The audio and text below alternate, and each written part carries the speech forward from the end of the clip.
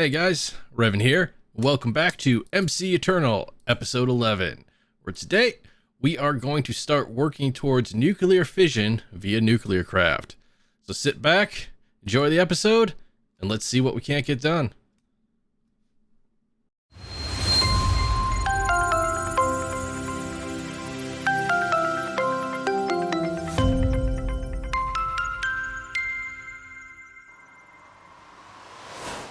Last time we were together, we finished up our mechanism reactor over there, and since then I was a little bit busy on stream with setting up this little nuclear craft room over here, all in preparation of obtaining this one piece of dust right here. So this is calcium sulfate, and it is a required recipe for crafting the NuclearCraft Fusion core. Specifically for the elite plating, it's inside the crystal binder. So this whole room is set up for about 4 pieces of this. So that just kind of gives you a little bit of an insight of what we're about to get ourselves into here with nuclear fusion. My thoughts are, I'm going to try to attempt to make a smaller fusion reactor inside of a compact cube, and I'm not 100% sure what I'm going to run it off of. I do have some thoughts. I am going to be looking at the quantum entangleporter. I think that's how you might say it, from Mechanism. So this, according to its stats, it says is capable of transmitting any practical resource along distance or dimension. So I'm hoping one of those resources is gas, because we should be able to use the tritium that we're producing over here for our fusion reactor. Now, as far as the deuterium, if I'm saying that correctly, I'm just going to make another one of these guys in a small compact cube next to the reactor over there, and we'll just feed it for there. That way we don't have to be trying to pull from this, because I'm not sure if 8 of these guys will scale up to run 2 reactors. The tritium I'm not too concerned about, because if we start running low on it, I can just add another neutron reactor activator up top, and possibly another chemical oxidizer over here if we really need that. But based upon the fact that this has not once ever been anything other than full since we started, I'm thinking that we should be good with what we have to run both reactors. So the first thing that we have to do is kind of decide on where we want to set this up. I was thinking these 2 spots right here, or this one and this one. I'm not 100%. I think we're probably going to need a space in between them, so maybe right here. So if we open those 2 up, we can put one of the compact dimensions right here and another one right there, and just pump directly from one into the other. So I think that's what we're gonna do it for. But in order to do that, we need to make a few more supplies, specifically for the compact cubes. If we pull these up here,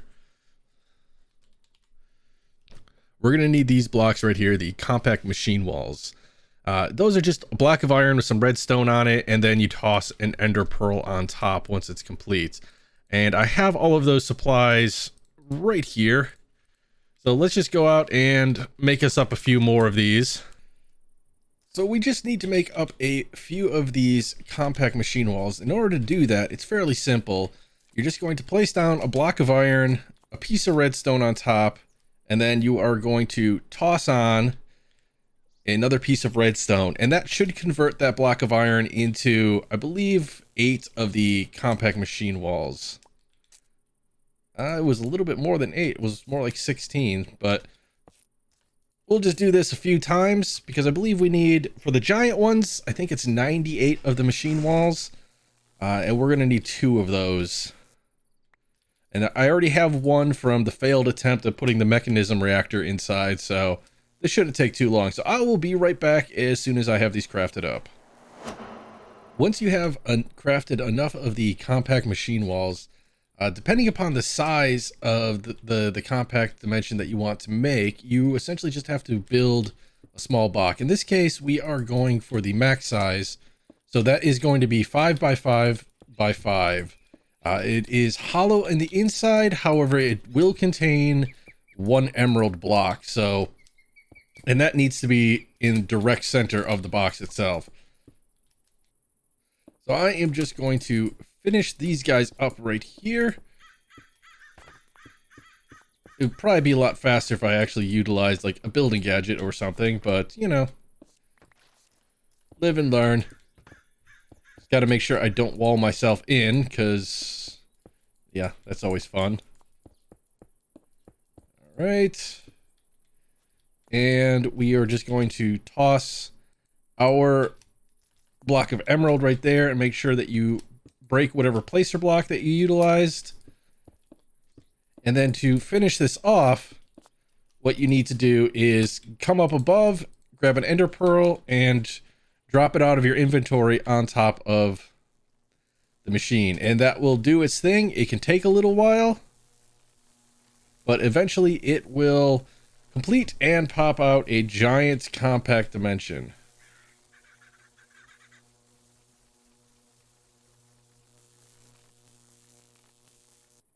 And there we go. We have our maximum compact machine. That's what they're called. Now, like I mentioned, we should already have one in the AE system that we can utilize. Compact, yes we do. So we will grab that up. We can toss the rest of this stuff in. And what the next thing that we're going to need, because we want to make a room to process the heavy water, is we're going to need to make some pumps. Now I actually have those set on autocraft, just because I got tired of making them for the actual mechanism reactor. So we'll take this out. We have 1, so let's just craft up, I say another 7. Now in the meantime, we're going to need the filter, which creates the heavy water. So I think we have everything that we need for that. We're going to need 8 of you guys. Unfortunately, it doesn't seem like they stack here. And we are running short on enriched alloys, so let's just order up like 100 or so of these. I'll just say 200. We'll start that process up. In the meantime, we have a couple energy upgrades, but we're gonna need energy upgrades for all of them as well. So I'm gonna craft up all of the energy upgrades, all of the speed upgrades, and finish up the other 7 of the electric pumps, and I will bring you guys back when we're ready to start putting this stuff together. So after a bit of crafting, I believe we have everything we need. We have our 8 electric pumps, our electrolytic separator, a couple flux points, ultimate mechanical pipe, and some universal cables, a couple building blocks, some water. The only other thing that we're going to need is, in order for NuclearCraft to run off of the deuterium, we need to turn it into a liquid. So that is done. If we just look this up real quick, we need a condensator, or I believe that's how you say it, condensator. So in order to make that, we need some basic control circuits, an energy tablet, and a couple tanks here. So I don't know. Yes, we don't have any of that. We should have the tanks though. We need a basic tank. And then I think we also needed a basic fluid tank. So let's go back to, I'm not going to say the name again. All right. And we could toss you up in there. And then we should also have a few of the ultimate tanks that we have left over from previously.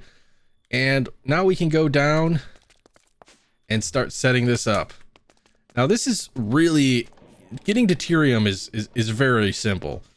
Let me show you just exactly how simple that is. It's literally just water into the fuel that you need. So we can find our personal shrinking device, and enter into the compact machine here. All right, and to set this up, we're just going to make some water pathways. So the way in which you lay them down is kind of dependent upon how you feel like doing it. I like putting the piping down, the energy conduits down, and then hooking the pumps up to them, just because of the fact that it gives me something to place them on that I don't have to worry about like changing the orientations and everything like that. I don't have any water in here because I tried setting it up earlier and they wanted to pump all of the water out and suck up regular water before I could actually put the filters on. So just pro tip, before you put down your water, put the pumps down and then set them up how you want them. So we are going to have to get rid of all this water before we do anything else. And we can set our electrolytic separator. We'll just set it right here for now. Or not. I'm having a great time at this. All right. Separator. And the pipe. And then we can take our energy inside and just give it a quick flux plug right here. Now we can just set this to dump excess or to dumping, and that should burn through everything that we don't want in there.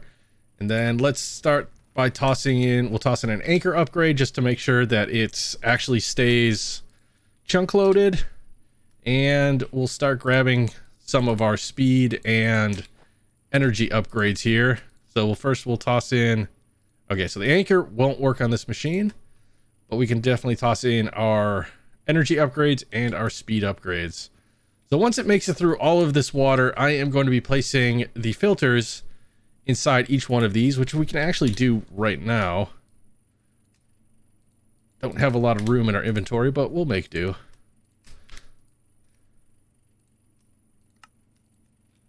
And you just click on the arrow, toss the filter in. Now it does take a moment to go in. You can also shift right click the filters in, and sometimes you can make it go a little bit faster, especially if you're doing a lot of machines and you're having a lot of upgrades that you're putting into it. But that will set each one of these to have the filter, which will now create heavy water when it ingests water.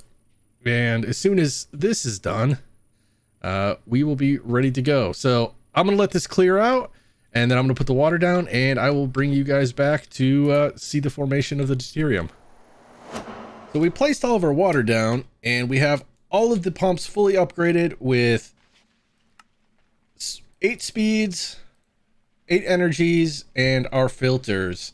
So now it is creating heavy water, which is being pumped into our electrolytic separator and being turned into deuterium and oxygen. Now, since we don't want the oxygen, we can just set that to dump excess, and this will never clog up. So the machine will always run as long as deuterium is being taken out of it. So from there, we're going to be wanting to input into the rotary condensator. I still can't say that correctly. So if we grab our wrench, this might take a little bit of futzing around with, but we should be able to find the correct output here. So if this doesn't have any side details, so all right, so we are now getting deuterium inside of the rotary condensator, and it should be turning it from a gas into a liquid. And that liquid is what we're going to use to pump into the fusion reactor. What we're going to be using is the same fuel as the mechanism, the deuterium and the tritium. So we have half of the fuel being produced, in this case, just out of a little of energy and water. And because of our mechanism, we're not really caring about how much energy this is taking, because we're making 400,000 as it is right now. So we can afford to be a little power hungry with all of our speed upgrades. So the next part is we need to pump this outside. So what we're going to be utilizing is the quantum entangled porter. I'm gonna butcher that every time I say it. So mechanisms version of interdimensional travel. Let's see. So let's grab a pipe and we'll pull out of here and we will toss you into an ultimate fluid tank. And where is our configurator? We'll just set this to, so that's insert. We want it to be extract. There it is. And we'll set that to extract as well. So we'll be getting our liquid deuterium inside of here. Oh, that's, so we forgot to add power to it. That's why it's not doing anything. There we go. Now we are getting liquid deuterium. One thing we did forget is upgrades. So I am going to run back outside, grab some upgrades, and then we are also going to work on the quantum entangle porter. So I will be right back. Well, we successfully upgraded our production of deuterium to all of the max levels to include the condensator. So the next step is going to be placing our next cube that we're going to be using. I'm sorry, our next compact machine, which we're going to be using for the fusion reactor. Now, the fusion reactor itself is it's pretty resource intensive as far as the build goes. But the first thing that we need to check out is if we can actually transfer the fluids using this entangle porter. So this is just a couple atomic alloys, some refined obsidian ingots, and all that other good stuff. So I'm not really sure what we have for it. So it looks like we have refined obsidian. We need a couple of the ultimate control circuits and one of the teleportation cores. We can make that. Now the circuits, yes, we do have those on standby, ready to be processed. So once those are done, oh, we're going to need to make another one of these since we need two of them. And looks like we're going to need a couple more atomic alloys. So let's just craft up a quick 10 of those. And this goes by fairly quickly, so. Oh, did not want the balloon. 1 and 2. So let's go back inside of our, actually the first thing we should do is grab a tank so that we can test this out. Let's go into our new cube here and we will set our entry point in the corner because this the fusion reactor is going to take up quite a bit of space. And we'll toss down one of the quantum entangle porters and an ultimate tank. Let's see, this is going to be private and we'll set this to fusion. Side configuration, we are going to say output and auto eject is on. And since these are going to be fluids, we're going to be using the ultimate mechanical pipes to pump those out. And then we'll just, to be safe, turn this to output and this to input. Now, when we go set up the other one in the other compact machine, hopefully we should see the tank over there start going down and we'll come back in here and see fluid in there. And that's a step in the right direction, meaning that this should work. Set you and you. So all of our fluid got sucked out of this ultimate fluid tank. We are making more deuterium over here, being converted into liquid deuterium, and the rest of it is getting transferred. And I'm just hoping that it's getting transferred to our other tank. So let's just hop on over there. So let's set our entry point right here. And we have fluids. Now, the only thing that scares me a little bit is this fluid didn't fill up until I came in. I don't know if that's a visual bug. I'm hoping that everything in this dimension is supposed to stay loaded. So We know that this works, so the only thing we have to do is make 2 more of these and try to transfer over our tritium. So I'm going to go craft 2 more of these, set them up over in our next to our mechanism reactor, and 1 more in here, and I will be right back. So what I'm going to do is, from this tank right here, I am going to be exporting into one of the rotary condensators. I think the best way to do that should solve our issue with having liquid tritium as a fuel. So now if we come on over to our other compact machine here, enter in and set up our other integral porter, we should be good as far as fuel is concerned for building this reactor. So I'm going to set it up. Let's see, we have 1 away from the wall, pretty much in the same location. We're going to take a fluid transfer pipe, set that to input. So configurations, fluid, auto eject on. There we go. Now it's working. And then we'll come over to this one and toss in our anchor points. And we now have fuel for our fusion reactor. So I'm going to go to the other entangle porter that I have in the other cube, and I'm going to toss in an anchor one, and then I'll bring you back to start crafting what we're going to need for the actual fusion reactor. So BRBs. So when it comes to crafting the fusion reactor, like I mentioned before, I think the hardest part is getting to the calcium sulfates. We're sitting at a little bit over 2 stacks right now, so we shouldn't have any issues with that. And I think I have everything set so that I can actually auto craft the fusion core. So let's see what happens if we go to the correct mod here and select craft. Well, now what is it saying that we are missing? We're missing uranium-238, and that is because I have never hooked up a storage unit to this guy right here.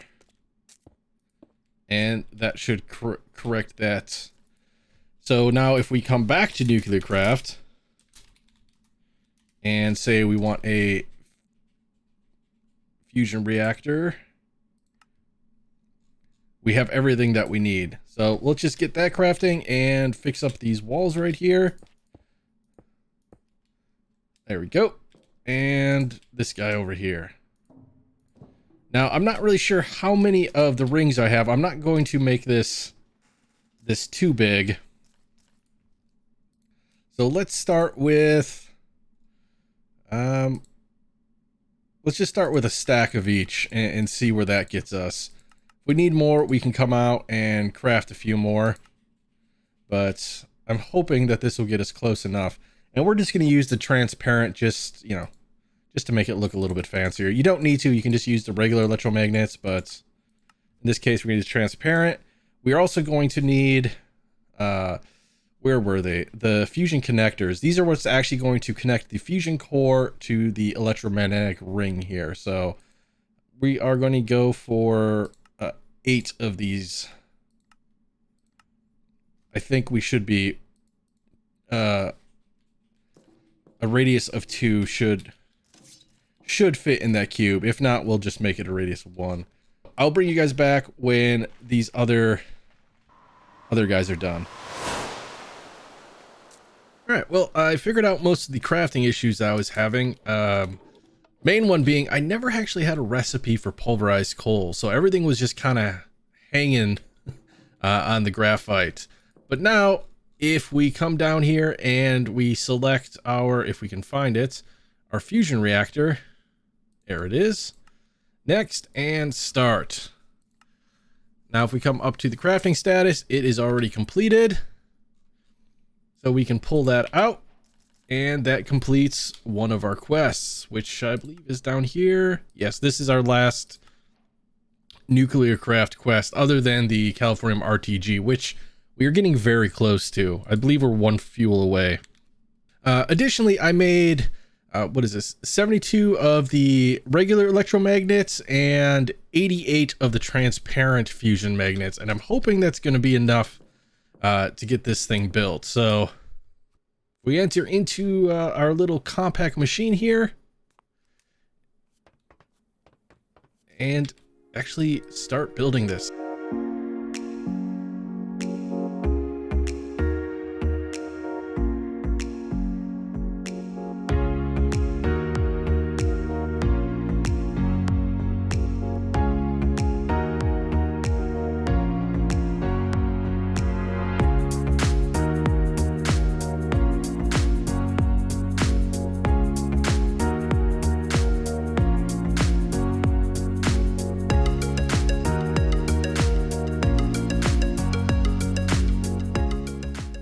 Now, each one of these electromagnets, when it comes to starting it, is going to need 200 RF per tick just to get the electromagnets running. So it is quite a large ask power-wise just to get one of these guys up and running, and then keeping them up and running.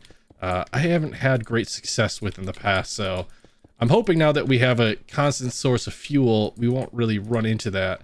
Now, the one thing I am thinking about right now is cooling on this is probably not going to work because of the limited size that we have. So I'm probably going to have to go down to one connector on the outside.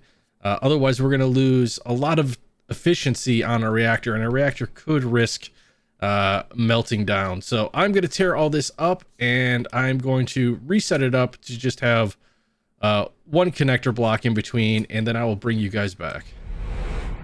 All right, well, we completed the construction of the fusion reactor. It is only going to be a torrid of 1, I believe. Once it actually gets running, it should tell me. I'm not sure if this is a torrid of 1 or of 0, because I think you can run it without any space in between here, but don't take my words for that. I'm not a professional on this. But now, based upon its size, I do have access to the outside, which we're going to need for putting in active water coolers. I think is where we're going to start right now, but you need to be able to access them. And additionally, when it comes to starting the rings, it's good if you're going to put like a point down on each one of the sides here, as well as on the inside, to ensure all of your electromagnets actually stay powered. Because in the past, I've had it where if the power is not consistent enough, they'll flicker on and off, and then that your actual reactor will shut down, or it just won't start. But this is the fusion reactor. Now, for fuel,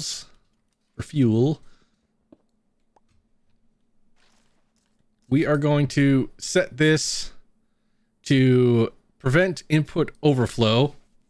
Since we're using 2 different types of fuel, we don't want one going into the other. And we can just toss this up on there, and then if we grab our wrench, oh, hit the wrong thing.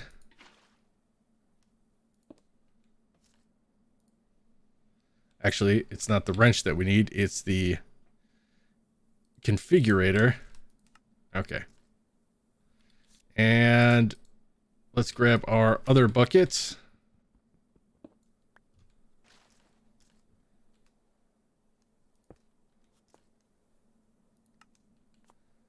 So now these are both set to output into the system. As you can see, we have liquid deuterium and liquid tritium. And then all we have to do, if we wanted to, we can pump out of here what is going to be created from the fusion of the deuterium and the tritium, which in this case, let's see, the fusion.